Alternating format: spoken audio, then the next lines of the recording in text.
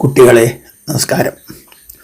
ഉറവങ്കര അസ്തേയത്തെപ്പറ്റി, അതായത് കക്കാതെ ഇരിക്കുന്നതിൻ്റെ ഗുണങ്ങളെപ്പറ്റി, അതേപോലെ കട്ടാലത്തെ അപകടങ്ങൾ അതിനെപ്പറ്റി വീണ്ടും വിവരിക്കുകയാണ് ബാലോപദേശത്തിലെ 2-ാം ഖണ്ഡത്തിലെ 11-ാം ശ്ലോകത്തിലും. നമുക്ക് ആ ശ്ലോകം ഒന്ന് നോക്കാം. കക്കായിക മുൻമുതലിൽ വല്ലതുമുള്ളതെല്ലാം നിക്കായിക ജേലർ പറയും പണി ചെയ്തിരിപ്പാൻ മുക്കാലിടങ്ങഴിയരിക്ക് വഴിപ്പണിക്കു വിക്കായിക കൽപ്പതരുവായ മനുഷ്യജന്മം.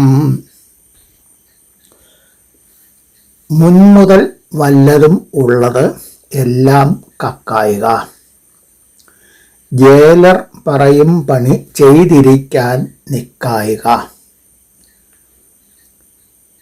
മുക്കാലിടങ്ങഴി അരിക്ക് വഴിപ്പണിക്ക് കൽപ്പതരുവായ മനുഷ്യജന്മത്തെ വിക്കായിക.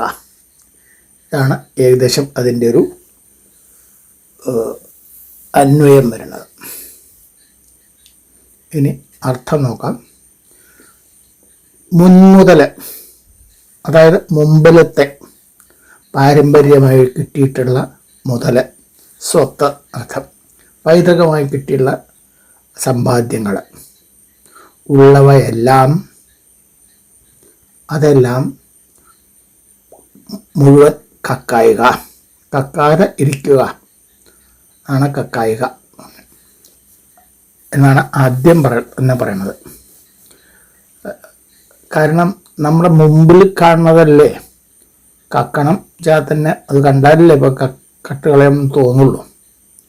അപ്പോൾ ഏറ്റവും മുമ്പിൽ ഇപ്പോൾ കാണുന്നത് കുട്ടികൾ ആവുമ്പോൾ അവരവരുടെ വീട്ടിൽ തന്നെ സംഗതികളാവും. അപ്പോൾ അത് അധികവും നമ്മുടെ അല്ല, നമുക്കതിൽ ചെറിയൊരു ഭാഗം മാത്രമേ ഉള്ളൂ. അപ്പോൾ അത് എടുത്ത് നമ്മുടെയാണെന്നുള്ളൊരു ആട്ടത്തിലെടുത്ത് പെരുമാറാൻ പാടില്ല, അതെടുക്കാൻ പാടില്ല എന്നാണ് ആദ്യം പറയുന്നത്. എന്താ കട്ടാൽ ഉണ്ടാവാൻ പോണത്?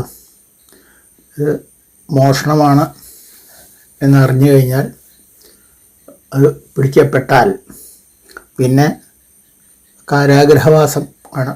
അന്ന് മോഷണക്കുറ്റത്തിന് കാരാഗ്രഹം, ജയിലിൽ കൊണ്ടുപോയിടും. പിന്നെ ആ ജയിലിൽ ആ ജയിലർ എന്ന് പറഞ്ഞാൽ ആ കാരാഗ്രഹത്തിൻ്റെ അധികാരി, അതിൻ്റെ മേൽനോട്ടക്കാരൻ എന്നർത്ഥം.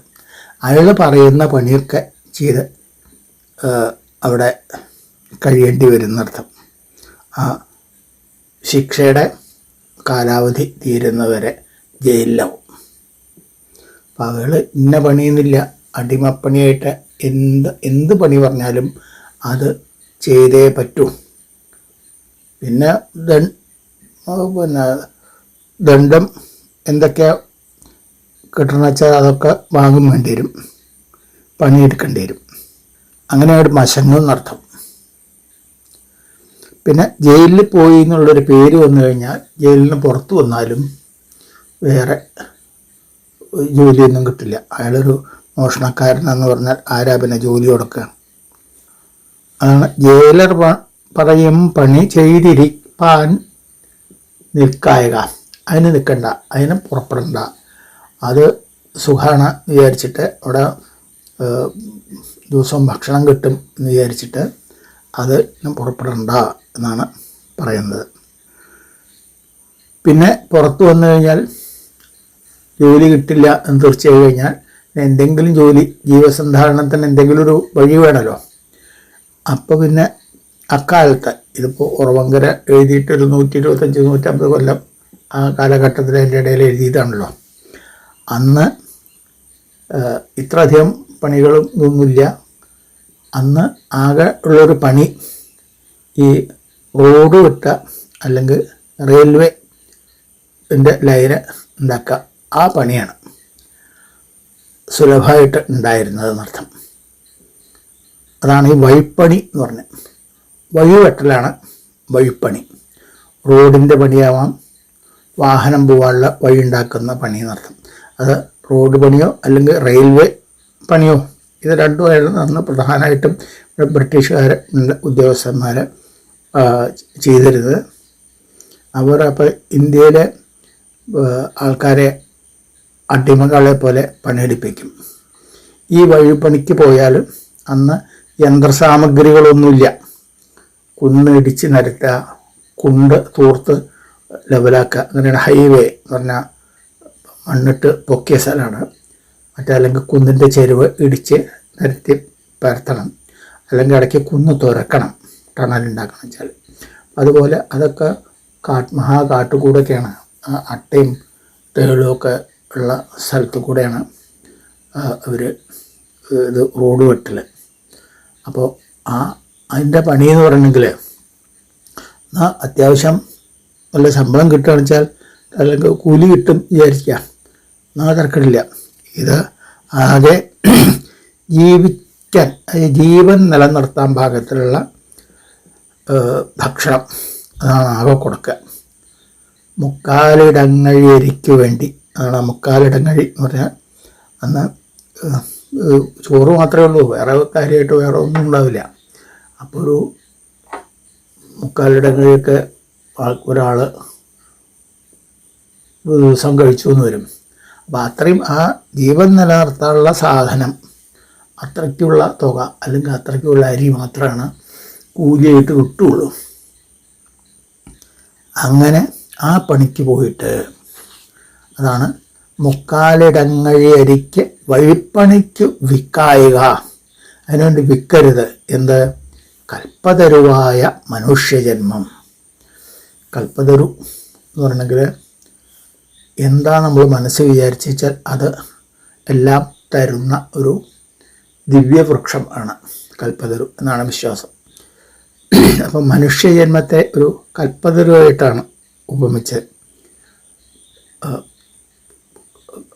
കൽപ്പവല്ലിമേൽ നിനച്ചതു കാഴ്ച പോലെ എന്ന് ചന്ദ്രോത്സവത്തിൽ പറയുന്നുണ്ട്. വിചാരിച്ച ചാതം മുഴുവൻ അങ്ങനെ ഉണ്ടാവുന്നതാണ് കൽപ്പവൃക്ഷം. അപ്പോൾ മനുഷ്യജന്മം അങ്ങനെയാണ്. നമുക്ക് നേരത്തെ നമ്മൾ കണ്ടു, മനുഷ്യജന്മം പാഴാക്കി കളയരുത്. അത് മോക്ഷത്തിനും ഒക്കെ നമ്മുടെ വിശേഷ ബുദ്ധി ഉപയോഗിച്ച് മോക്ഷത്തിലേക്ക്, ഇനിയൊരു ജന്മം ഇല്ലാത്ത വിധത്തിലാക്കി തീരാനുള്ള വേണ്ട പണികൾ ചെയ്യേണ്ട. അങ്ങനെയുള്ള ഒരു ജന്മത്തെ ഈ വഴിപ്പണിക്ക് വിൽക്കരുത് എന്ന് പറഞ്ഞാൽ, കാരണം ഈ മോഷണം കഴിഞ്ഞ് ജയിലിൽ നിന്നൊക്കെ പുറത്തു വന്നാൽ അയാൾക്ക് ഒരു പണി കൊടുക്കില്ല. അപ്പോൾ ആകെ ജീവൻ നിലനിർത്താൻ വേണ്ടിയിട്ട് കിട്ടുന്നൊരു പണി ഇതാവും. അപ്പം അങ്ങനെ അതിന് പോയിട്ട് ഈ മനുഷ്യജന്മം കിട്ടി അതിനെ വെറുതെ കളഞ്ഞ് കുളിക്കരുത്. മനുഷ്യജന്മത്തെ വിൽക്കായക, അത് വിറ്റ് തുളയ്ക്കരുത്. കൈമോശം വന്നു പോകരുത്, അത് കൈവിട്ട് പോകരുത് ഈ മോഷണ പ്രവൃത്തി കൊണ്ട് എന്നാണ് കുട്ടികളെ ചുരുക്കത്തിൽ ഇതിൻ്റെ അർത്ഥം. നമുക്ക് ഈ ശ്ലോകം ഒന്നും കൂടി ചൊല്ലാം. കക്കായിക മുൻമുതലിൽ വല്ലതുമുള്ളതെല്ലാം നിക്കായിക ജേലർ പറയും പണി ചെയ്തിരിപ്പാൻ മുക്കാലിടങ്ങഴിയരിക്കെ വഴിപ്പണിക്കു വിക്കായിക കൽപ്പതരുപായ മനുഷ്യജന്മം. കേവലം ഉപായത്തെ ചിന്തിക്കുമ്പോൾ അതിൻ്റെ അപായത്തെയും ചിന്തിക്കണം എന്ന് ഒരു പഴഞ്ചൊല്ലുള്ളത്. ഇത് കൂടെ കൂടുതൽ വിസ്തരിക്കുകയാണ് കവി നമുക്ക് മനസ്സിലാക്കി തരാൻ വേണ്ടിയിട്ട്, നമുക്ക് ഓർമ്മ വയ്ക്കാൻ വേണ്ടിയിട്ട്. ഇത് നമുക്ക് പഠിക്കാം, ഓർമ്മിച്ച് വയ്ക്കാം. ബാക്കിയുള്ള കാര്യങ്ങൾ അടുത്ത ദിവസമാവട്ടെ. എല്ലാവർക്കും നമസ്കാരം.